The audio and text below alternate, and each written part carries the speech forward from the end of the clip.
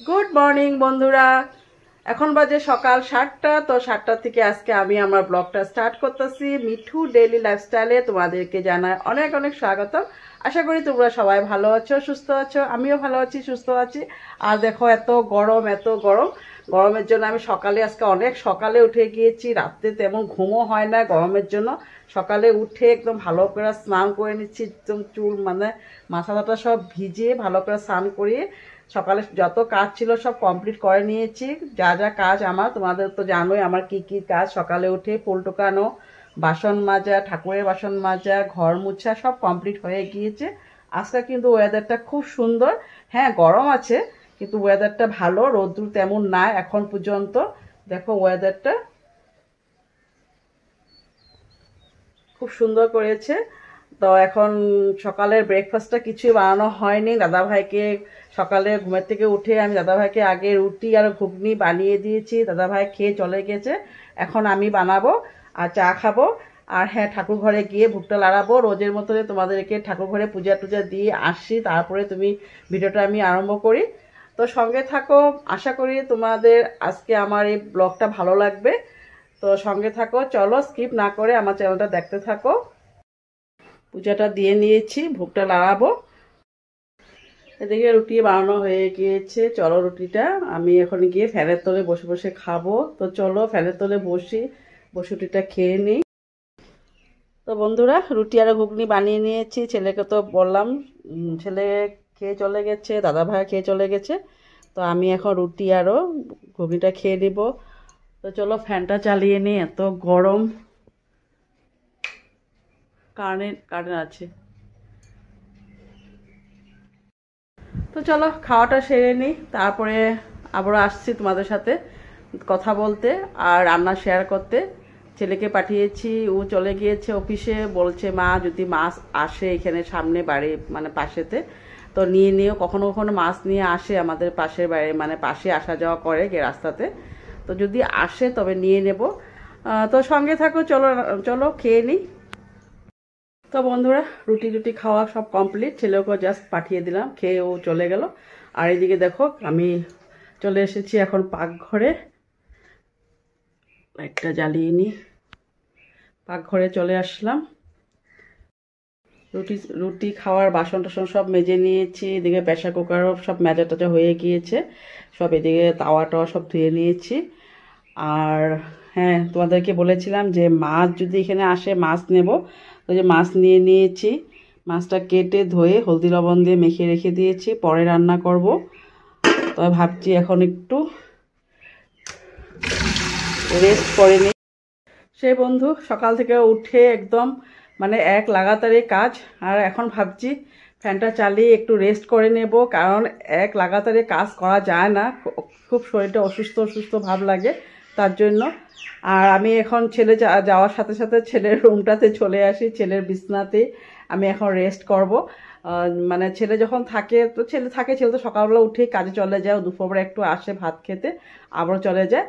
তো যখন সকাল থেকে দুপুর পর্যন্ত সন্ধ্যা পর্যন্ত বলতে গেলে রাত্র প্রায় 7টার সময় চলে আসে। ততক্ষণ পর্যন্ত আমি এই বিছনাতে আড্ডা করি, এই বিছনাতেই বসি, মোবাইল টোবাইল দেখি। তো চলো ফ্যানটাও চালিয়ে নিই।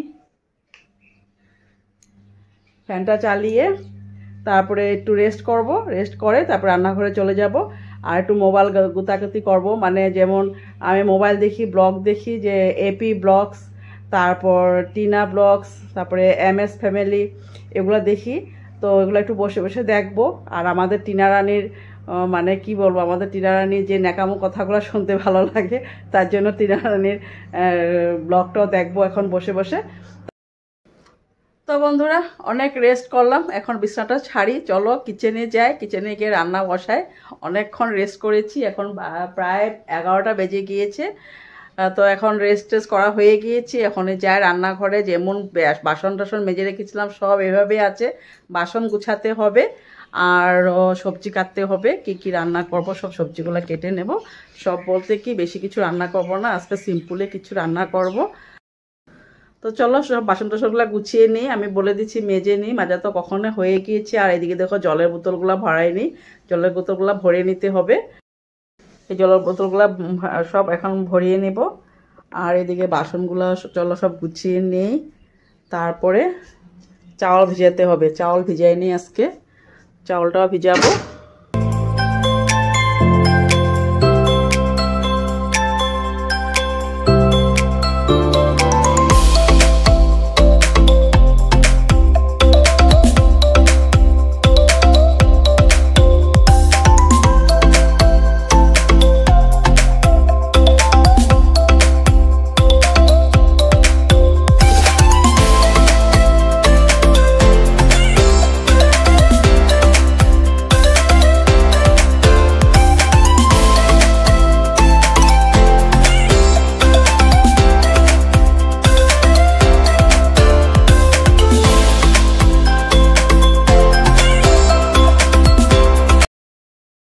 তো কেটে নিলাম মাছের জন্য সবজি, বেগুন আর আলু দিয়ে মাছ রান্না করব।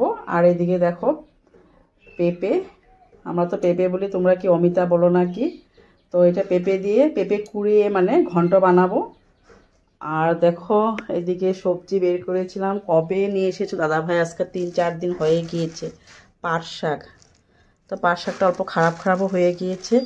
আর আমি ভাবছিলাম আজকে বানিয়ে নেব, কারণ কেন বানাই নেই জানো, এই পাট শাকটা না তিতো খেতে, থাকে না পাট শাক তিতো, তো তার জন্য আর বানাই নেই। তো তোমার দাদাভাই আবার খেতে ভালোবাসে তিতো পাট শাক, তো দাদাভাইকে আসলে জিজ্ঞাসা করবো, যদি বলে হ্যাঁ বানাও তাহলে কালকা বানিয়ে নেব। কয়েকটা ভালো আছে, কয়েকটা খারাপ হয়ে গিয়েছে, এই যে অনেকটাই খারাপ হয়ে গিয়েছে, বেছে বেছে ফালিয়ে দিব। আর যদি দাদাভাই বলে না ফেলে দাও তো ফেলে দেব। তিতো পাট শাক খেতে পারি না, আমিও পারি না, আমার ছেলেও খেতে পারে না, তো তার জন্য এখন ফ্রিজে রেখে দিই। যদি বলে দাদা বানাবে তো কালকে বানিয়ে নেব। তো চলো রান্না বাড়াটা সেরে নিই।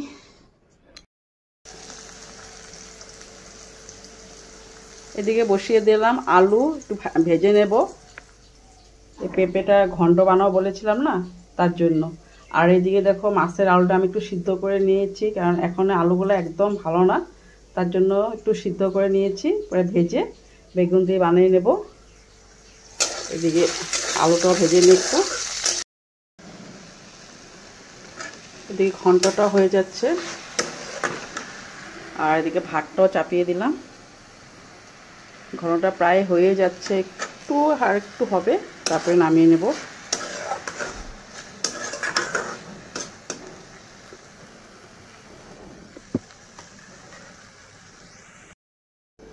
ঘন্টাটাও হয়ে গিয়েছে, আর এইদিকে ভাতটাও প্রায় হয়ে যাচ্ছে, ভাতটাও নামিয়ে নেব এখন। তো এদিকে দেখো মাছ ভাজাটাও বসিয়ে দিলাম। আর ভেবেছিলাম রোদ উঠবে না, এখন বেশ ভালো রোদ উঠেছে, বাইরে তাকিয়ে দেখলাম খুব ভালো সুন্দর রোদ উঠেছে। আজকে তেমন আমি কাপড় টাপড় ধুইনি, কয়েকটাই কাপড় ধুয়েছি, কয়েকটা বলতে আমার নাইটি পরা কাপড় উগলে ধুয়েছি, আর ছেলেরও কিছু কাপড় ধুইনি, কালকে সানডে, কালকে সব ধুয়ে নেব। আর এদিকে দেখো মাছটাও ভেজে নিচ্ছি।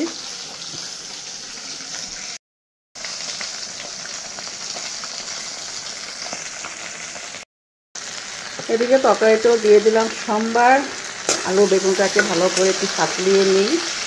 জানো তো বন্ধুরা, আমার মানে স্ট্যান্ডটা বড় না, ছোটো, তার জন্য স্ট্যান্ডটা রেখে কাজ করতে অনেক অসুবিধা হয়ে যায়, হাতেই মোবাইলটা নিয়ে নিই, তার জন্য তোমাদেরকে সবটা দেখাতে পারি না। আর এদিকে মশলাটা গুলে নিয়েছি,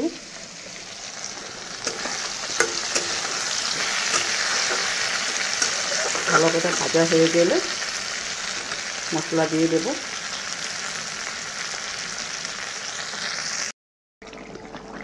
এদিকে দেখো মাছটাও হয়ে গিয়েছে, আর আমি গাছের থেকে কয়েকটা ধনেপাতা নিয়ে এসেছিলাম, তো ওগুলো কেটে নিয়েছি দুটো করে, ধনেপাতাগুলো সব দিয়ে দেব মাছের ঝোলের উপরে। এটা খেতে খুব টেস্ট হয়, মাছের ঝুলে দিলে একটা গন্ধ, খুব সুন্দর একটা সেন্ট আসে, তার জন্য আমি নিয়ে আসলাম, উপরে দিয়ে দেব।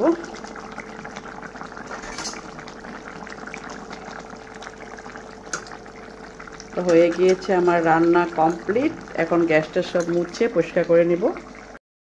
তো বন্ধুরা রোজের মতন আজকেও রান্না বাড়া সব কমপ্লিট হয়ে গিয়েছে। আজকে সে বললাম কিছু রান্না করি না, মাছের ঝোল করলাম, আর দিকে ঘন্ট করলাম, আর ভাত, আর ফ্রিজে কালের ডাল ছিল, কালকে আমি আম ডাল বানিয়েছিলাম, আম ডাল আছে। তো আম ডাল দিয়ে ছেলে খেয়ে নেব। আর এদিকে দেখো আমি মানে গ্যাসটাকে একটু সাবান দিয়ে ভালো করে, মানে ভিমবার সাবান দিয়ে পরিষ্কার করে রেখেছি, একটু মুছে দেব এখন।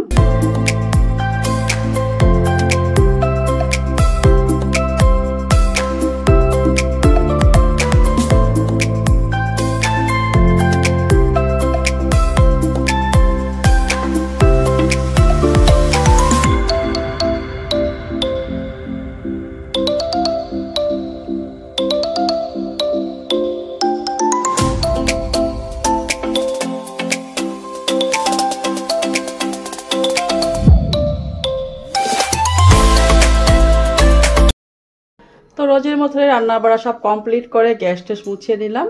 আর এদিকে বাসন টাসন সব ধুয়ে নিয়েছি, যা যা বাসন ছিল এগুলো সব পরিষ্কার করে নিয়েছি। আর ফ্রিজের থেকে আমার ছেলের জন্য ডালটা বের করে নিই, একটু গরম করে দেব ছেলেকে।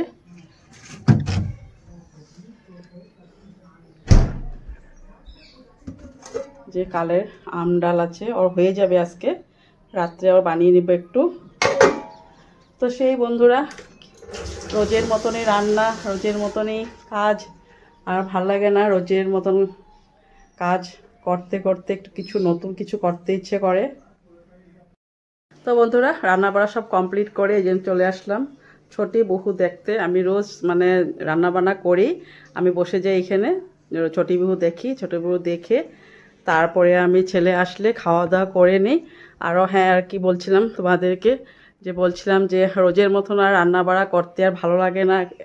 মনে হচ্ছে কোনো জায়গায় ঘুরতে যায়, এক মাসের জন্য না হলেও 20-25 দিনের জন্য কোনো জায়গায় যাই ঘুরতে, ওখানে গিয়ে মানে আরাম করে মানে খাওয়া দাওয়া করি, এভাবে মনে হয় যে কোথাও গিয়ে যাই, ঘুরে আসি গিয়ে।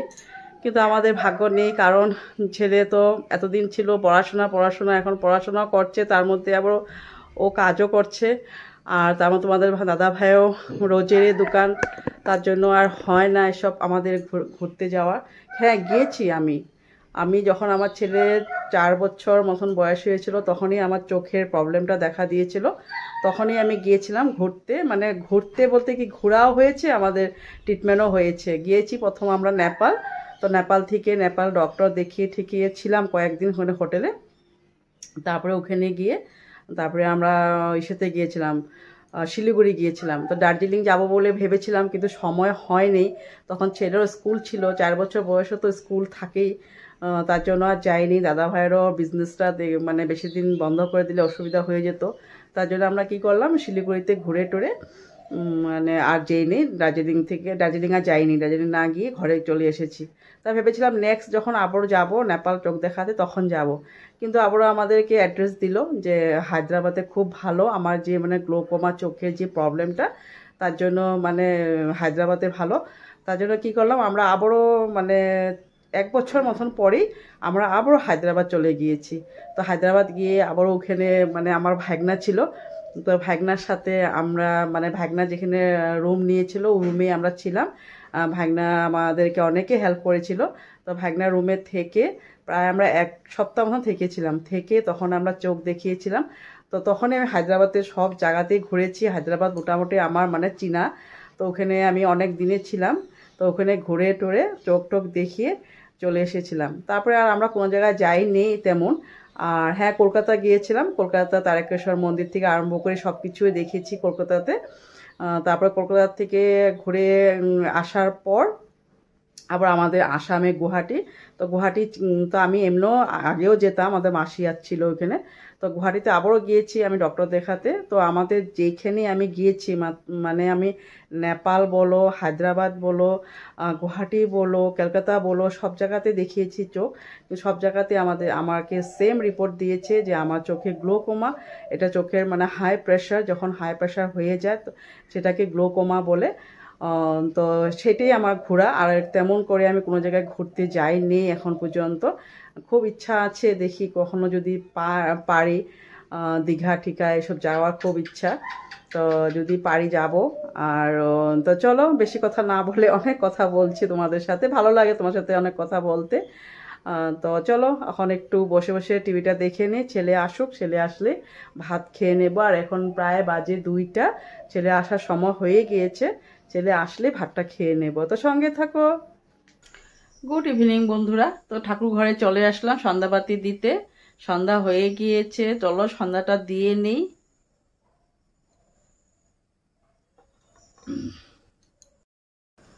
ঠাকুরের ফুলগুলা সব নামিয়ে নিই, সন্ধ্যা তো হয়ে গিয়েছে। ঠাকুরের ফুল সব নামিয়ে তারপর ঠাকুরের শয়ন দিয়ে দিব বন্ধুরা। চলো ঠাকুরের শয়নটা দিয়ে নিই। ঠাকুর এখন ঘুমাক, তারপরে সকালে আবারও ঠাকুরকে নিদ্রা থেকে উঠাবো।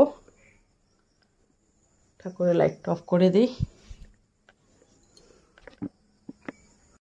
তো বন্ধুরা সন্ধ্যাবাতি দিয়ে নিলাম, সন্ধ্যার কাজ কমপ্লিট হয়ে গিয়েছে। এখন প্রায় 7টা বাজতে চলে আসছে, ছেলে আসলে তারপরে চা বানিয়ে খাবো। আর ঠাকুরের মানে যে নাইটিটা পরে দিয়েছি সন্ধ্যা, নাইটিটা চেঞ্জ করে নেব। তারপরে ছেলে আসুক, আসলে চা বানিয়ে খাবো। ততক্ষণ তাহলে আসি, তারপরে আবারও তোমাদের সাথে দেখা হচ্ছে। গুড ইভিনিং বন্ধুরা। তো এখন বাজে প্রায় 8:30 বাজে। তো চলো চা বানিয়ে নিই। সন্ধ্যাবাতি দিয়ে অনেকক্ষণ বসে ছিলাম ঘরে, মানে অনেকক্ষণ বসে মোবাইল দেখলাম বসে বসে। তো চা বানিয়ে নিই, চায়ের সাথে খাওয়ার জন্য একটা পাঁপড় ভেজে নেব। তো চাটা বসিয়ে দিলাম, চাটা বসাবো আগে, পাঁপড়টা ভেজে নিই। কড়াইটা বসিয়ে দিলাম, তেল দিতে হবে, তো তেলটাও নিয়ে আসি।